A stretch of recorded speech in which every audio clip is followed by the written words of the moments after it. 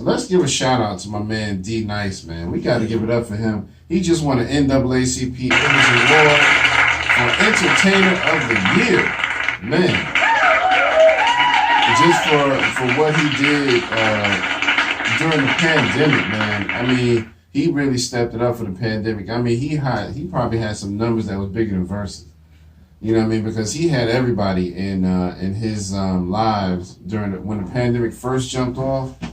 And I mean, he wasn't even expecting it. He was just like, I just want to keep people's mind off of the stress of what we're going through. So, just throw some music on and now look what's happening. I mean, he won all these awards. He got commercials. He got a, what is it, Ford or one of those truck commercials. Oh, wow. Yeah, he's got one of their commercials, and then he's actually playing My Name is D Nice in the commercial. Oh, yo, let's clap that up. Yes, sir.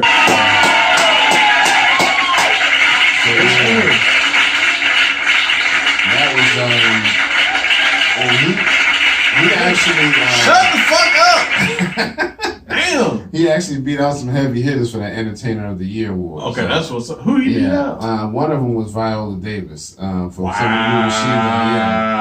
of people who have been in real life, like high dollar movies and whatnot. Where, and all this dude did was get on exactly. Instagram and mix. That's what. That's so awesome. Anthony Anderson was hosting the Image Awards, and he said that. He was like, if I knew all I had to do was spend some damn records to get this award, I would have done that myself. Dang, I was like, yeah, man, because, I mean, he really did. He had that perfect timing. He knew which records to play and all of that, man. So, man. Shout out to D Nice, man. My name is Nice. Mm-hmm. My name is D Nice. Taking out the suckers that you don't know how I did it. I remember his other song, Crumbs on the Table. You remember that one? Nah, I don't remember that. It was like, compared to me, you just crumbs on the table. That was a dope one. I think he had a video for that one, too. And D Nice, that's another thing, too. Responsible for starting Kid Rock's career. Oh, is he? Yeah. Okay. Did not know that. Should have choked the shit out of him. Yeah, man. So shout out to D Nice, man. That's nice. My dude, man. What else you want to talk about now? I'm gonna talk about. You know what? Real quick, let's throw the Fat Joe thing in there real quick. Oh yeah, we did. I did mention the. Yeah. So we told y'all about a week or so ago that they recently named a street after Big Pun, and that was Fat Joe's sidekick, and they called each other twin. You know what I mean? They were really close. Fat Joe discovered Pun and all of that. So, now that they've dedicated the street to Pun, Fat Joe did not show up to the dedication. And he said he didn't do it on purpose because he didn't want to be around those people who had slandered him over the last 20 years, which I believe he's referring to Big Pun's family, because they've kind of, put it out there that they didn't care for Fat Joe. They felt like he should have been doing more to help them out over the years, and how I think it was more so monetary stuff. Like, they were going through a lot of issues with no money, and they felt like, if that's your boy, you should have been here trying to help us. Now, I don't know. I don't know if that's the case, but that's all I've heard. So that's just rumor. Yeah. But basically, I know that they were kind of, really going in on Fat Joe over the last few years, the last 10, 20 years about that whole thing. So I don't know. I think I would have still probably gone. I may not have, talked to them or anything while I was there, but just to be paying my respects and to be in the energy of that day, I think I would have went. I would have just been like, I don't want to talk to them. Well, so if they ask about me, just tell them I don't. But I could kind of see both sides too, because why? You're gonna be there to celebrate the dude that. You know what I'm saying? Even with the family stuff and being there, and if it's kind of bad, that kind of throws him off. Yeah. You know what I'm saying? So I get it. Sometimes in life, we have to pretty much swallow our pride, or we're gonna have to do something that we ain't gonna like. You know what I'm saying? But at the same time, I get it, because, like I said, this man, he has his memory of Pun. And he wanted to reflect, and so he can't. You know what I'm saying? He probably couldn't do that to the fullest with that energy behind the family. And I'm not saying that the family is right or wrong. I'm just saying that I understand that. Yeah, yeah.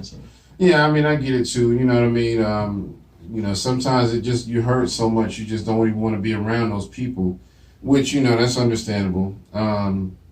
But he said he would go by the site, after the fact and check it out and, take pictures of the street signs with him, in front of him, stuff like that. So, that's cool, but, it's up to him. You know what I mean? It's his decision at the end of the day. Yeah. But I brought this up because Big Pun's, I think it was his sister, did a video where she was kind of not just talking about Fat Joe, but talking about everybody, because she said there's a lot of family of Big Pun who didn't show up either. Wow. Basically, she was like, yeah, they all got his name and all that tatted up on their arms and all that, talking about they rep Big Pun, but all of a sudden at the last minute, you don't show up. And so she's like, it's one thing if you couldn't make it because you were ill or something important happened and you couldn't make it, but if you were in the area, she was like, some of them live within a couple of blocks. And they could have just popped up. Right. So she's like, if you didn't show just because you just didn't feel like it, you was just being lazy, she was like, fuck you, all of you. She was going hard. And then she kind of threw Fat Joe in there, not by name, but just like, if you his friend and you supposed to be his twin, quote unquote, you should have came too. Even if you don't care for people in the same area, you still should have showed up. She called out Remy Ma. She said you should have showed up. She even called out Jennifer Lopez. She was like, if you Jenny from the block, Big Pun was a big fan of yours and he talked highly of you, you could have showed up too. I don't think you're gonna get J-Lo. Now J-Lo's a little bit above doing stuff like that. Now, not that she should be. I would have done it, but I'm saying knowing J-Lo, that would have been just. Oh no, J-Lo trying to get white people money. Right. Yeah, J-Lo ain't trying. Yeah, she ain't fucking with no nigga money. Right. Y'all motherfucking Puerto Ricans. Right. Yeah, that's niggas and y'all. Hell, I wouldn't even be surprised if J-Lo didn't even know about the shit. You know what I mean? So, well, I mean, yeah, especially in her circle. Right. The circle she at now. She running in way different circles. Yeah. So I mean, she probably, and to be fair, she probably would have went. Right. You know what I'm saying? If she known about it. Yeah. If she known. Right. But yeah, I mean, it's still, we just wanted to bring that up to get y'all opinion on what y'all think. If you were Fat Joe, would you have gone to the ceremony to dedicate the street to Big Pun, with everybody there? Or would you just said, I don't like these people, so I'm going to wait and go afterward? What do y'all think? You know what I mean? So it's a tough decision, man. But I think if it were me, I would have probably gone. I'd have been mad because I'd have been like, I don't want to have to deal with these people. They've been making me look bad in the media for like 20 years, literally. Mm-hmm. And so I get it. You know what I mean? I would have been mad, but I would have still gone just because at this point it is about Big Pun. It's not about them. Yeah, I agree with that. So, but anyway. So I think, we talk about the Joe Budden situation. Yeah. Have you watched any episodes after I think the last one was Tea Leaves or something like that? I haven't really been watching it. I just been seeing these small clips where not Fat Joe. Joe Budden is kind of addressing the situation, but I need to be watching a little bit more to kind of keep up with it because the way that I heard Joe explain it, he was kind of putting it out there like if they want to come back, the seats are still there. Those are their seats, and I'm not gonna fill them with anybody else. Yeah. So it's really up to them. Yeah. And that's kind of how he left it, I guess. So, yeah, they were saying that they were going to cancel, I believe. Him and Roy. Okay. But yeah, so I mean, hey, big up to them, man. I think honestly, man, I know people trying to attack Joe like, oh, he's fooling himself. I said, nah. I think he was being fair. Like he telling them like, hey, y'all might just want to cool it for a minute. Right. I think that's fair. Yeah, yeah. He didn't kick them off. Right. He just, it's just like you work at a job, you get hostile. Hey man, go home. You're not fired. Right. Just just take some time. Just leave. Leave. Go. When you come back tomorrow, the next day, we'll sort this out. Right. You know what I'm saying? And I think that was the proper approach. I agree. Yeah, I hate it for him. Because the one thing I hate is fucking that weasel ass academics that they're trying to attack motherfuckers. Yeah, I don't really care for him that much these days, man. Well, the thing of it is, this is what he's trying to do. So basically, he's trying to do the podcast with Joe and get them out, pretty much. At least that's what it seems like. Yeah. Allegedly. That's what it looks like. I can't. Allegedly. Yeah, so. Yeah, I mean that's the thing with that. It's just like it just don't make sense. Because like what he doing now, academics is doing the Twitch thing. Yeah, and he don't have like he ain't running with like the big networks and things like that. I've watched 1 or 2 of his episodes and I really wasn't that impressed. You know what I mean? It was alright. Well, with the everyday struggle, you know what I'm saying. Joe carried that show. He did. Because, you know what I'm saying? Because what you got, you know, you wanted the opinionated, motherfucker. Anyway, you wanted hey, look, you know, we gonna let you know black excellence, all right? Right. All right? We trying to get polished over here. But, anyway, so, yeah, going back. Paul. Yeah, I did say Paul. I did say polish. Pause. We're trying to get polished. We trying to be we try to polish up the show. Right. Not you know what I'm saying? Pause. Yeah. But going back, it's just like Joe carried the show and he did. I mean, when Everyday Struggle first started, I really didn't know academics like that. I didn't. I had only heard his name, so it was more so like, okay, everybody was saying they make a pretty good combination, so you should check it out. And I was like, all right, I'll check it out. And like you said, I was mostly trying to see what Joe had to say. Yeah, I heard academics. He had like a couple. I think even before that show, he had like a couple of tapes, a couple of joints. Yeah. Like, okay, all right. I mean, to me, I thought he was gonna be like one of those backpack, type dudes. But nah, he just like fucking corny. Right. You know, some shit. Yeah. But yeah, But yeah, and that's another thing too. I think even Joe addressed it, or someone was saying that basically, you know, the show, you know, you got Joe know what the fuck he's talking about as far as like the hip hop and stuff goes. Joe know what the fuck he's talking about. Yeah. Academics really don't, because he don't know shit. Yeah. And then the other person is like they're pretty faces, and they're just a bunch of younger people that kind of just, and they're trying to steer people in a certain direction. And it's like, nah, y'all just, yeah, exactly.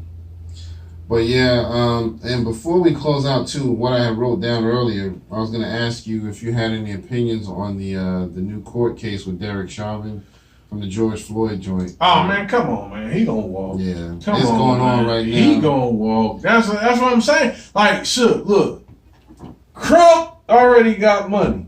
All right, when they say, "Oh, the family pay," nah, Crump got the money. Right. I mean, family get a little something, but once they paid off, and then on top of that, they done barricaded. They barricaded the stuff. They got barbed wire around it. Yeah. Barbed wire rather. My North Carolina come out with barbed wire, motherfucking barbed wire. But they got that. So you know what it is. Yeah. You know what it is. You're right. So I feel he's gonna walk. I hate it, and what's crazy about it is, which I haven't seen the extended video. Hell, I didn't really watch the first video. I've seen the whole thing, and I remember real quick. I didn't mean to cut you off. Nah, you good. You know how they started saying that he was on his neck for like 8 minutes and 47 seconds. Because remember, that's why Dave Chappelle called it 8:46. But he was actually on there longer. And because I remember when the very first video came out, I remember thinking he was on his neck for almost 10 minutes. And they said the actual calculation was 9 minutes and 29 seconds. Wow. So that's the entire time that he was up there. Because I remember when they said 8:47, I was like, nah, it was longer than that. But I was like, maybe I just don't remember right. And the thing that's crazy about it, man, is, you need, you can't live without air in 5 minutes. Right. It's like, I've watched the video because I don't like to feel like I'm, too sensitive to look at something like that. But I have to tell you, man, you see the moment that this man died. because you can see him struggling the whole time, and he gets to the point where he's crying out for his mother. And there's a point where he's struggling, and all of a sudden he just stops. And everybody, even the bystanders, are looking at it like, yo, what's going on? I think he's dead. Check his pulse, please. And you can just tell he was gone. You know, and that's the hardest part for me, because it's like, after that, that's what really made me angry. I was like, if I ever see Derek Chauvin on the street, man, it's on site. Dude, this is my question. If we was there, not saying that we would be, yeah. If we was there was only like 4 cops. Yeah. Would you rush them? I mean, I would have probably, I don't know if I would have rushed them, but I would have tried to, do something. You know what I mean? Because, these cops are so trigger happy now. It's like, you don't know if they just going to pull out and start blasting. Yeah. So as a bystander, you like, I want to help, but what the hell do I do? You know what I mean? But I might have picked up something, maybe a bottle or a brick or something, and threw it at his ass. Like, get off of me. Yeah, because I mean, the thing of it is, it's just, yeah. But the thing of it is more of y'all, it's more of us than it is the cops. You know what I'm saying? Yeah, the cops there's more civilians than there are cops. And I'm not saying that to be like, oh, we got to march down there, take out. Nah, that's not what I'm saying. But it's just like, nah, and we're the ones that really, and I'm just saying we, because, ideally, right. in the American, like, we're not. But yeah. But still, we pay the salary. Yeah. We pay the taxes, it pays their salary. Yeah. So if we find that anything is illegitimate, really it's our duty to be like, yo, you out of pocket. Yeah. And like, look, you're gonna get brace yourself. Exactly. I mean, and that's the thing, man, like, cause that would have to, if that happened, it would have to be a conversation. And you would just had to be like, look, man, like, I may not, like, when I do this, I might die. Yeah. But if I could say this, man, it's like, yeah, I'm gonna rush. Right. Yeah, I feel you on that. You know what I'm saying? Yeah. And it's it's really sad, man, because, somebody should have done that. You know what I mean? But it's like, I remember I was watching the footage from the trial earlier this week. Yeah. 911 was called about the situation, and the 911 operator was able to see footage from like the street cameras and shit like that we couldn't see. Yeah. She said that it was so bad to her that she called the police on the police. But when she saw what was going on, she was like, okay, I've been trained in how to, how they're supposed to happen, and this is not it. She said she had to call the police about the police. And the dude that was filming, that was talking a lot in the video, he called the police on him. You know what I mean? Everybody just kept calling the police like, okay, this is ridiculous. Yeah. Because, he's just sitting there nonchalant on this man's neck. And, if a man is getting to the point where he's yelling out, mommy, mommy, his mother has been dead at this point. Yeah. For a certain amount of time. If he's that desperate that he's calling for mommy, something is wrong. You know what I mean? And it's like, that's always the hardest part, is when you see a person get killed on camera. Like I said, you can see the moment when his body just stopped moving. And just like the Ahmaud Arbery video, you see all of a sudden when he gets shot, man, it's like, yeah, it's just like, and then that's what I'm saying. And then you got these dickhead police making jokes about being insensitive about it. It's like, okay, so what happened? Your daughter was killed like that. Your son, exactly. Like your wife, your mother. Like you wouldn't be like, oh well, mom killed my mother. Right. Like my mother died. And you wouldn't be passing that shit around. Yeah. And don't sit there and say you would. Yeah, exactly. And I'm sure a lot of cops are gonna say, well, he was resisting arrest. And I saw some video where he did resist a little bit, but it was like, deserve to fucking die. Exactly, that's the thing. Like, we supposed to have a system in place. The guy's supposed to be, well, we're gonna say guilty for us. Yeah. Guilty until proven innocent. That's what it's supposed to be. Even if he was breaking the law, which really, him being high, him being on drugs, yeah, that's wrong. But that's what something he did to himself. He didn't do that to anybody else. Right. That's something he did to himself. So like, yeah, all right, I'm high, I'm buzzing and stuff, but he ain't no threat. Yeah. And even if he was, y'all more than capable. Y'all had 4 of y'all. Y'all could pin him down and whatnot, but you didn't have to be on that man's neck like that. Yeah. You didn't have to do that. And I'm sure they're going to say, oh, well, we're allowed to detain him in that fashion. I'm sure they're going to bring up some stupid-ass law that says they're allowed to do that. But even if there's a law on the books, you ain't got to stand. I mean, you took damn near a lunch break on this man's neck. Sure enough. Even if you're allowed to do that, you could have done that shit for 10, 20 seconds just to get the cuffs on him and get him subdued, and that's it, and got him up and got him in the car. All that just sitting there, staying on his neck, just like, you basically just like, what? I'm doing what I want to do. That's how he looked on that man's neck. You know what I mean? Like, so what? I'm a cop. I can do this. But yeah, it's just trash. That shit is savage, man. It's really bad, man. That's the kind of shit that really gets under my skin. So I can't talk about it, but so much. But yeah, I mean, anything else you want to drop before we finish up the show? I think that's it, man. It's just something's got to give. Yeah, something's got to give. And we were supposed to have a guest today. Yeah, that's why we had the setup. But this is the ghost face killer. Right. No one can get it. Yeah, I mean, did all right, Dirty B. He was here in spirit. I did all right, old Dirty B. You're right. Well, we shall see what happens with that as far as, maybe rescheduling the interview and all that. Yeah. But yeah, that's pretty much all I had, man. Don't forget, everybody, please like, share, and subscribe. Like, share, and subscribe. Like, share, and subscribe. Brothers and sisters. Brothers and sisters. Brothers and sisters. Brothers and sisters. Brothers and sisters. We need y'all help. If you can spend your money on Quaker Oats, you can like, share, subscribe to the Tried Hip Podcast. Let me say that again. Right. If you spend your money on grits, you can subscribe to the Tried Hip Hop Podcast right now. Let me say it one more again. If you can spend money on Quaker Oat grits, then white man made them oatmeal patties, you can spend it. Subscribe to Tried Hip Hop Podcast. There you go. All right, I got that down. What is that? Bust through the door. I heard y'all niggas talking shit about me. Like, oh man, it's all up, man. It's just a skit.